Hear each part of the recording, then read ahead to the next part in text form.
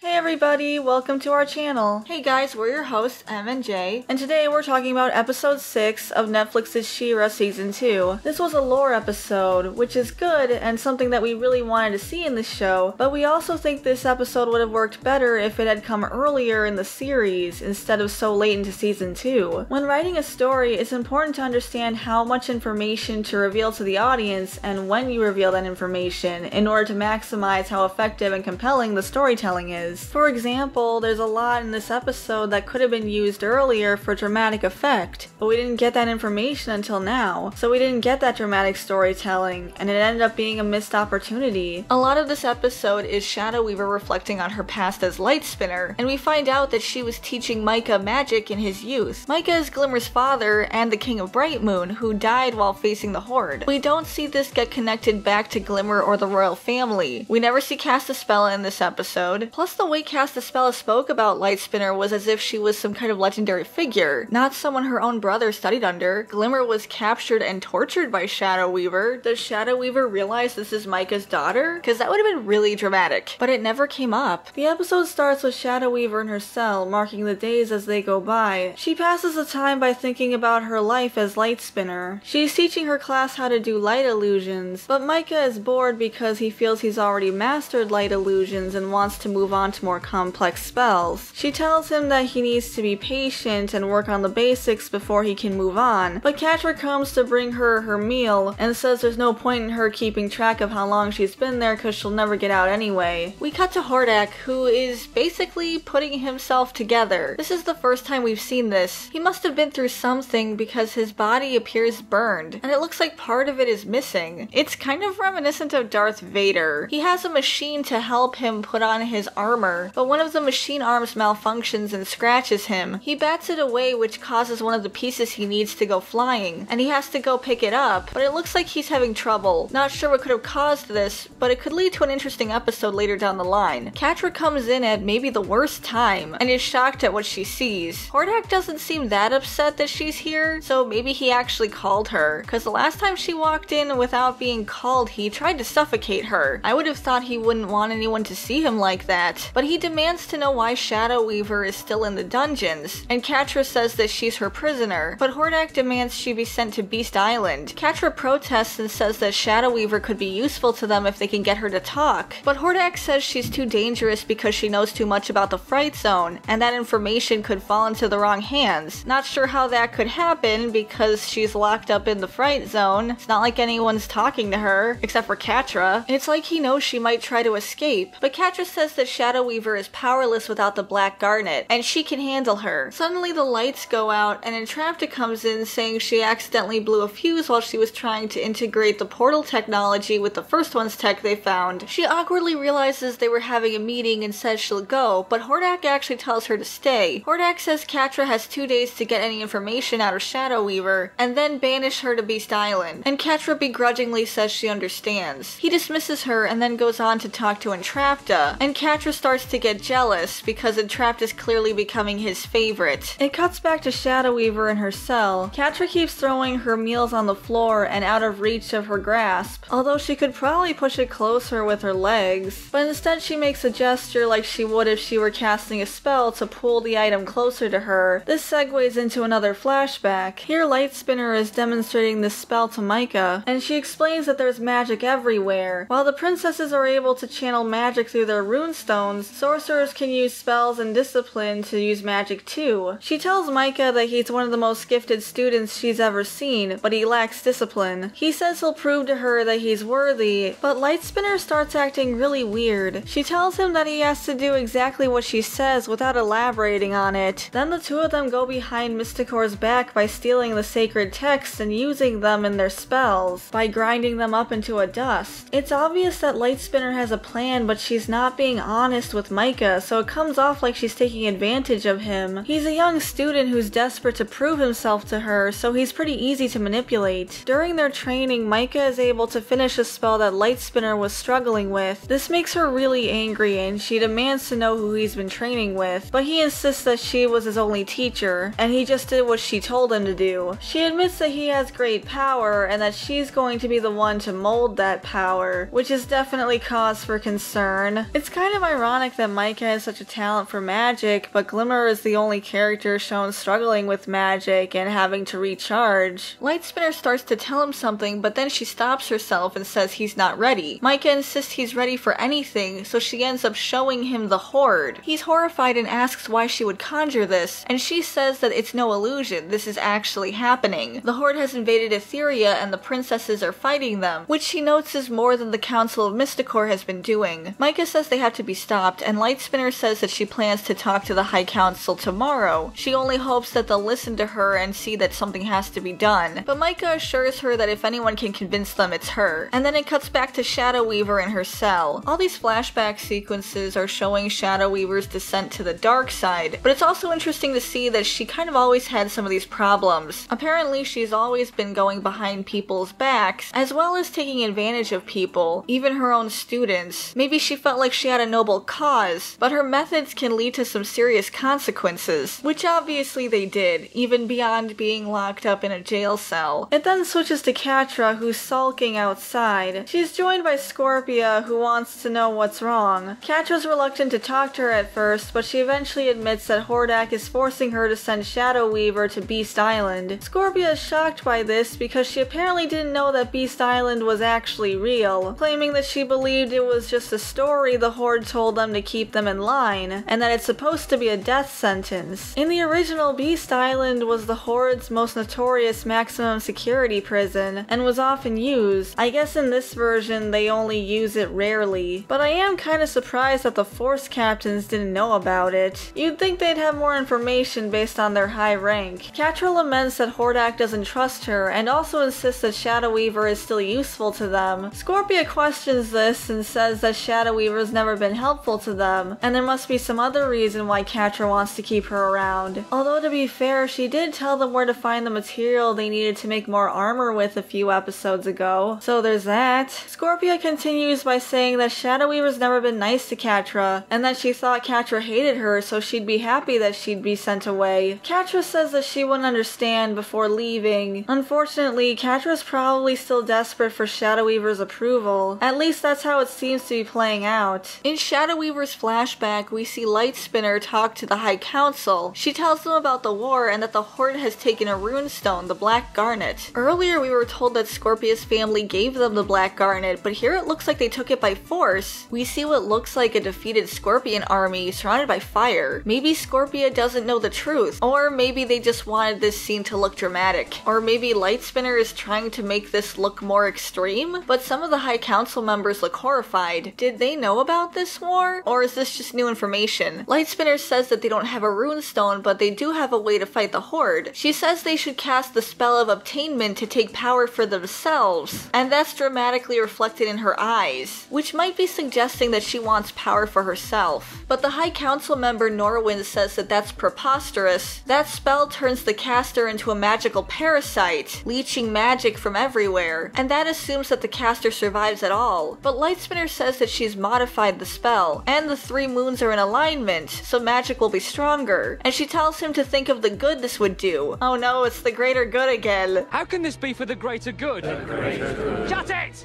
Norwin says that no good can come from this. He tells her the princesses can handle it, and Etheria will be fine without needing to resort to twisted spells. Lightspinner protests, saying if they don't fight, they won't have a planet to protect. But the other High Council members take Norwin's side, which she's furious about. After the meeting, Micah meets up with Lightspinner to find out what happened. She vents her frustrations to him, claiming that the Magic Council only wants to hold them back. It seems like this scene is meant to mirror the scene we saw earlier with Catra and Scorpia, because Lightspinner uses similar language to what Catra said, claiming they won't trust her or listen to her after everything she's done for them, which is similar to what Catra said about Hordak. We're only seeing Lightspinner for a brief time in her history, in this case her time with Micah. She might have some kind of history that led to her having a chip on her shoulder, because here she's suggesting something that's pretty extreme, but Norwin probably wouldn't suffocate Lightspinner over it, like Hordak tried to do when he was annoyed with Catra. It may be that Lightspinner actually has ulterior motives based on that one shot with her eyes, where she's actually trying to take advantage of the situation in order to gain more power for herself, which would be horrible if it were true. But Norwin's not right either. He's just sitting on the sidelines expecting the princesses to handle everything, even though there is stuff they could be doing. Maybe he just has faith in the princesses, but we know that they weren't able to handle it. Maybe if Lightspinner hadn't started off with the most extreme option, with a spell that's been known to kill the caster, maybe she could have convinced them to do something, assuming her intentions were actually noble. Micah says that she has to go back and try to convince them again, otherwise the Horde will take over Etheria. But Lightspinner tells him there's another way to help Etheria, and she makes him agree to it without elaborating on what she's actually planning. There are so many red flags with this scene, taking advantage of her teacher-student relationship with him, on top of the fact that he's a minor. It's just pretty creepy. Catra comes in and sarcastically tells her to pack her things because she's going to Beast Island, only to taunt her saying that she has nothing. Shadowweaver asks when, and Catra gets upset asking why she doesn't care. She says it's a death sentence unless Shadowweaver can give them a reason to keep her around. Shadowweaver doesn't say anything and Catra starts demanding that she give her something, but Shadowweaver says she's given everything to the Horde, so Catra calls her useless and starts walking away. But Shadowweaver stops her and asks for one last favor. She wants to see her Sorcerer's Guild badge one last time, and says it must be among her things. She can probably use it to escape, but she says it's the last thing that she'll ever ask Catra for. But Catra says she doesn't get to ask her to do things anymore and leaves, which is how it should be after everything she put her through. It cuts back to Lightspinner where she ropes Micah into performing the spell of obtainment with her. She says that he has to do exactly what they've been practicing, and once they start they can't stop. So basically everything she's been teaching him up until this point has been specifically for this spell. A spell that can kill the caster. Does he know that? So basically Lightspinner was never a good person. She tricked Micah into putting his life in danger and lied to him about everything. But they start casting the spell and everything seems to be fine at first, until it eventually morphs into some kind of giant monster made up of hands and eyeballs. Red glowing eyeballs. Why exactly was this Lightspinner's plan A? There really wasn't any other options for her to gain more power? Maybe if they had shown that she had exhausted all of her other options, she wouldn't have looked so ridiculous. Or maybe if they had gone into more detail about her motivations? All she said was that she modified the spell to be less dangerous, but we didn't really get any more information. Magic systems are actually really interesting to explore. I kinda wish they had gone into more detail about all of this. Maybe they could have explained Lightspinner's methods and thinking process. It could have helped her be more sympathetic, or at least more understandable. Anyway, the monster starts grabbing at Micah and Lightspinner. Micah gets freaked out and runs off for obvious reasons, but Lightspinner gets dragged into the monster. I'm guessing this is where the caster would usually die, but Lightspinner does survive, though her face is disfigured like we saw last season. The Magic Council comes in demanding an explanation, but Lightspinner, who's basically Shadowweaver now, starts yelling at Micah, claiming that the spell was working, but he ran off, messing everything up. That was working? That thing probably would have sucked up Micah too. Norman claims that Lightspinner has always hungered after power and that bringing her into their ranks was a grave mistake. While Lightspinner did seem honorable for the most part, the red flags were there, so it's mostly on the council and Norwin himself for not catching this in time. Shadowweaver and the Magic Council fight, and she ends up absorbing Norwin, and I think he might be dead. She exclaims that the spell worked, which is pretty concerning, and she says that she's stronger than all of them while she attacks Micah. I thought she said the spell didn't work. I guess it worked after all, but she caresses his cheek before disappearing, so I guess she did have some affection for him after all, but she leaves him alone in the room. What happened to the other council members? She didn't absorb them, she just blasted them away. And you'd think Micah would be more torn up about this, but instead he just sighs dejectedly. So Shadowweaver goes to the Fright Zone and demands to see Hordak, claiming she can lead him to victory. Although given how anti-Horde she was before, this is kind of abrupt. I get that she feels betrayed, but you'd think she'd want to seek revenge on Mysticor first before anything else. Or maybe try to take the Horde out herself with her new power, like just absorb Hordak the way she absorbed Norwin. Maybe killing Norwin was her revenge on Mysticor? But I'm still surprised that she would go directly to the Horde after all of this. It's not like they offered her anything. What's really in it for her? It just seems like there are some scenes missing from all of this. Maybe it'd be better for her to just do her own thing and be a wild card in this war, sabotaging the princesses and the Horde, and gaining more and more power for herself. There's no real reason why she would have to join a side anyway. It really didn't end up working out for her because we cut back to Shadowweaver in her cell. Catra asks her if she's come up with anything to save her skin, and Shadowweaver says she knows that she hasn't. She asks Catra why she insists on delivering her meals herself when she probably has more important things to do. Catra says she likes seeing her locked up, but Shadowweaver says they both know that's not true, and asks what she's really doing there. And Catra ends up asking why she was never good enough for Shadowweaver, and why she treated her like that for all those years. Shadowweaver gives her this spiel about how she reminded her of herself, and that life was never easy for her. She had to earn her power, not like Adora. But why would she treat Adora so great then? We saw the way she treated Micah when she realized he had so much raw talent. She got mad about it and decided she had to control him. But this whole thing is just really manipulative, and Catra should be able to recognize that. She's pretty manipulative herself. Catra says she was a child when she took her in, and that there was no way she could have done anything to deserve the way she was treated. She says she's nothing like her because she's weak, but Shadowweaver says she is like her, and just like her, she's losing her position with Hordak. Catra claims that's not true, but admits that Entrapta knows more about that science stuff than she does, and then realizes that she said too much. Shadowweaver tells Catra to come, and she actually does. She starts petting her the way she was petting Micah, and she tells Catra that she wants her to go further than she was able to. I don't buy it for a second, but Catra is. Shadowweaver says that she needs to be smarter than she was, so Catra tells her to help her by coming up with something to keep Hordak from sending her away. Shadowweaver says she will, but she's tired now and asks her to come back later. So Catra leaves and she's happy about how this turned out. Honestly, Catra's been pretty manipulative for 2 seasons, and she doesn't realize that she's being manipulated now? Shadowweaver looks at her food and realizes that Catra did bring her the badge, and she gasps in surprise. I guess she didn't think that manipulation would work. Yeah, she's definitely gonna escape. We get another flashback, this time where she's Shadowweaver in the Hoard. She's doing something with the Black Garnet when she suddenly hears a baby crying. She goes to Hordak and asks how his excursion went, but he's disappointed and claims that he only found one useless baby and to put it with the rest of the orphans in the infirmary. So this is basically confirmation that the Hoard just collects babies and uses them as child soldiers. That's pretty messed up. On a side note, it looks like Grizzlor's finally here. I wonder why he hasn't been here the entire time. Now we're waiting for Mantenna's cameo. But Shadowweaver can sense power coming from this baby and is surprised that Hordak can't sense it. So maybe Shadowweaver's just drawn to power and was hard on Catra because she knew that Catra didn't have any power, so she didn't care about her. So Hordak tells Shadowweaver that she can take the baby as long as she gets it out of his sight. The baby ends up being Adora, and Shadowweaver tells her that they're going to do great things together. It then flashes forward, and Shadowweaver declares that it's time. The 3 moons are aligned, so Shadowweaver breaks her badge, revealing dust that's probably from those sacred texts that she and Micah ground up. She uses them to perform a spell. Catra comes in saying she knows it hasn't been that long, but she thought that the 2 of them could brainstorm together, which is actually pretty sad. It turns out Shadowweaver created a magical hologram, and she's escaped. I guess everyone saw that coming except for Catra. She tears up and screams. Yeah, wait till Hordak finds out. It then cuts to the best friend squad. Bo was trying to get a better reading on that mysterious message he got in Alwyn, so they're messing around with the antennas on the roof, while the moons are in alignment. The image eventually clears up enough for Adora to read it. Apparently it says Serenia Portal Mara. They don't know what Serenia means, but the 3 of them decide that if it has anything to do with Mara, it can't be good. Can we please stop hating on Mara? We don't even know her. As far as Serenia, in the original it was a place. Madame Raz lived there for a while, but we'll see what they do with it, and that's the episode. I'm glad we got some world building and lore in this episode. It was really nice to explore some of these details, but I do wish these things had been better connected throughout the series, because it feels kind of disjointed. It turns out Glimmer has a personal connection to Shadowweaver, but none of that came up in episode 9 when she was captured by her. She didn't seem to know about Shadowweaver until Adora told her, and Lightspinner didn't mean anything to her or Castaspella when they were in the Great Hall. It would have made for some good personal drama. Maybe Micah and Shadowweaver met on the battlefield. Maybe Shadowweaver's the one who killed him. And then there's Adora. It was kind of disappointing to see her this way. It felt like Hordak brought her back just because he didn't want to go home empty-handed. It's a huge departure from the original where he knew exactly who she was and why she was significant. But here she she's been stripped of her royalty, power, and past. Unless there's more information that they're not telling us, but Hordak doesn't seem impressed. And then there's Shadowweaver, the main focus of this episode. I'm still pretty confused on some things. My biggest question is what happened to Shadowweaver's magic? Throughout most of the show, she was basically powerless except for her connection to the Black Garnet. She channeled its energy through a shard on her mask, but what happened to the spell of obtainment? What happened to her absorbing Norwyn's magic? Why was she so reliant on the Black Garnet? Did the spell break somehow? Somehow I feel like I have more questions than answers after all of this. Hopefully we'll get more information going forward, but this is just our opinion. What did you guys think? I do think it was a nice change of pace from what we've been getting from the show, but before we go, we wanted to shout out Zany Cartoons on Twitter for sending us this awesome piece of fan art. She also has a YouTube channel we think you should check out, but we wanted to say thank you so much for the fan art. We love it and we really appreciate it. And if you all enjoyed this video, you can leave a like and subscribe to our channel if you want to see more content like this. And we'll see you all next time. Bye everyone. Bye guys.